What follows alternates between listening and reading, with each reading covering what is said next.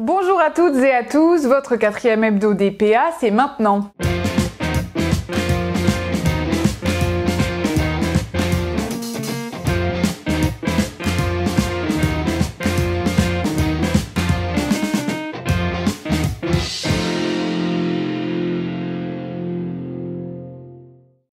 Et pour commencer ce journal, parlons de la stratégie de vaccination dans la région PACA. L'agence de santé régionale mise sur un plan d'action de grande ampleur.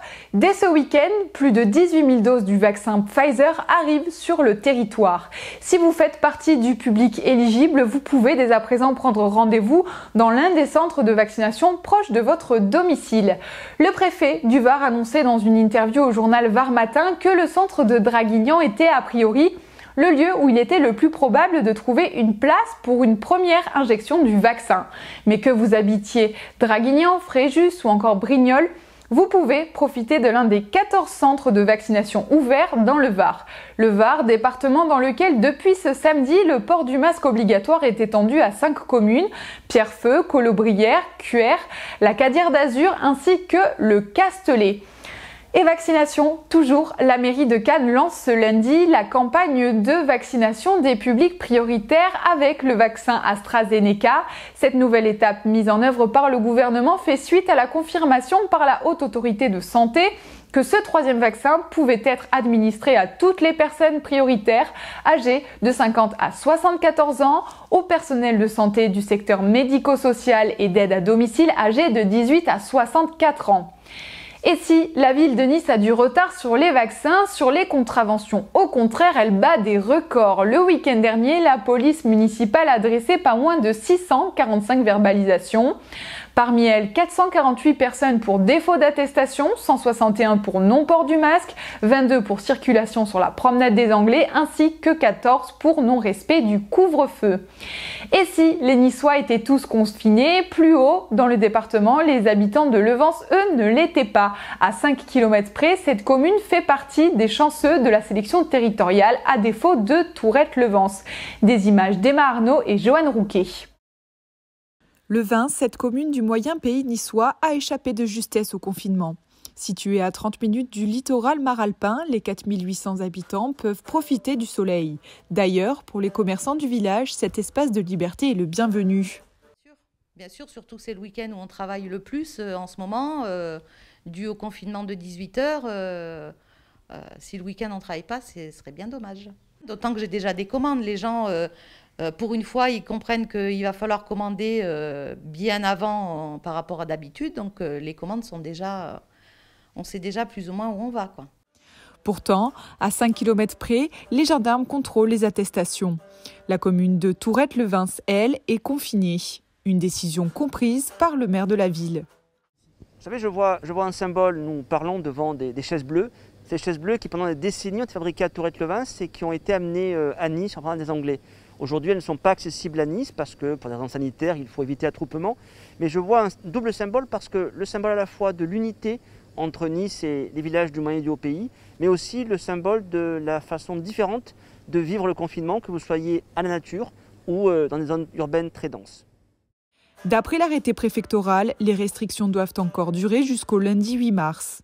Justice maintenant, Éric Dupond-Moretti a dévoilé les grandes lignes de son projet de la loi pour la confiance dans l'institution judiciaire. Le texte, toujours en préparation, sera présenté à la mi-avril au Conseil des ministres et devrait faire l'objet d'un premier examen à l'Assemblée dans les semaines qui suivront. Le garde des Sceaux veut notamment encadrer l'enquête préliminaire en la limitant à 2 ans maximum, avec prolongation possible d'1 an après accord motivé du procureur. Et on passe du ministre de la Justice à celle de l'enseignement supérieur. Frédérique Vidal était à Nice ce vendredi. Venue pour inaugurer le restaurant solidaire de la Phase 06, elle s'est entretenue avec les étudiants présents sur place.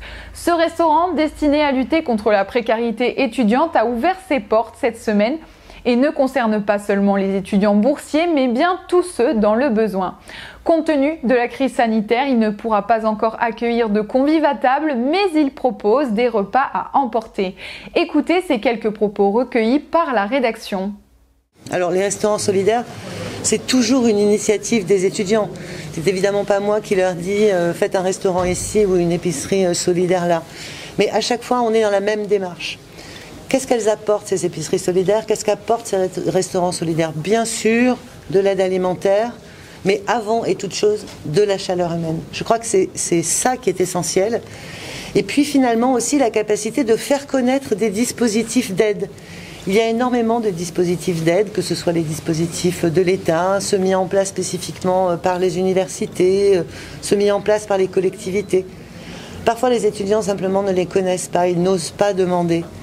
Là, au cours d'un repas, au cours d'un moment d'échange, au cours d'un moment de convivialité, parce qu'ils vont passer à l'épicerie sociale et solidaire, ils apprendront que ces aides existent, ils oseront en parler parce qu'ils seront entre eux, parce qu'ils seront entre étudiants. Et que c'est toujours beaucoup plus simple quand on a 20 ans de dire à un copain qu'on va pas bien, plutôt que de dire à une institution qu'on va pas bien. Et c'est vraiment ça qu'il nous faut mettre en place. Ça nous fait chaud au cœur, ça montre que ce qu'on a essayé de faire, c'est une bonne solution, c'est une bonne réponse à cette problématique, cette précarité alimentaire qui fait que grandir. Et je crois qu'en cette période aussi compliquée, pour une association comme la nôtre, nous montrer que l'ensemble des collectivités locales et que aussi le gouvernement vient saluer ce qu'on fait, c'est tout simplement qu'on est fiers de ce qu'on a pu réaliser. Je crois qu'il ne faut pas non plus qu'on se satisfasse aujourd'hui, parce que cette semaine, ça a été simplement 2 distributions qui ont été faites. Alors elles ont bien marché. Maintenant, il faut faire en sorte que ce projet, il existe. Pas simplement maintenant, mais qu'il existe surtout sur le long terme. Et qu'enfin, quand les restaurants pourront rouvrir, cet endroit, cet espace, les étudiants se l'approprient. Les étudiants aient envie d'y venir. C'est d'ailleurs l'objectif de ce projet, c'est-à-dire que notre épicerie sociale et solidaire, pour y bénéficier, ce sont des critères sociaux. Ici, il n'y a aucun critère social. L'ensemble des étudiants pourront venir. Faire en sorte qu'on arrête justement de stigmatiser toujours les étudiants précaires et de leur dire « Ah, toi, tu es dans cette situation de précarité ». Non. Là, on veut faire en sorte que l'ensemble des étudiants se retrouvent, que l'ensemble des étudiants passent de vrais moments ensemble. Et je crois que, en cette période aussi compliquée, on a plus que jamais besoin d'enfin retrouver une vie étudiante. Et depuis le 1er mars, des concertations sont en cours au sujet du projet de la nouvelle ligne Provence-Côte d'Azur. Les Alpes-Maritimes sont concernées au niveau de la bifurcation Cannes-Grasse. Vous avez la possibilité de vous exprimer sur le site de la ligne Nouvelle Provence-Côte d'Azur jusqu'au 15 avril prochain et de consulter le dossier complet de ce projet dont le but est à terme de désengorger le réseau routier. Et dans le cadre de sa démarche en faveur d'une nouvelle démocratie participe active, la mairie de Cannes lance Cannes Data, un portail web en open data pour partager les données publiques, non personnelles et libres de droit produites par la commune. David Lisnard présentera lundi 8 mars cette plateforme en accès libre ainsi que les leviers d'exploitation possibles pour les citoyens et les entreprises du tissu économique local. Pour la 8e année, les étudiants du Master de Management de l'Art, de la Culture de l'IAE de Nice organisent une exposition concours.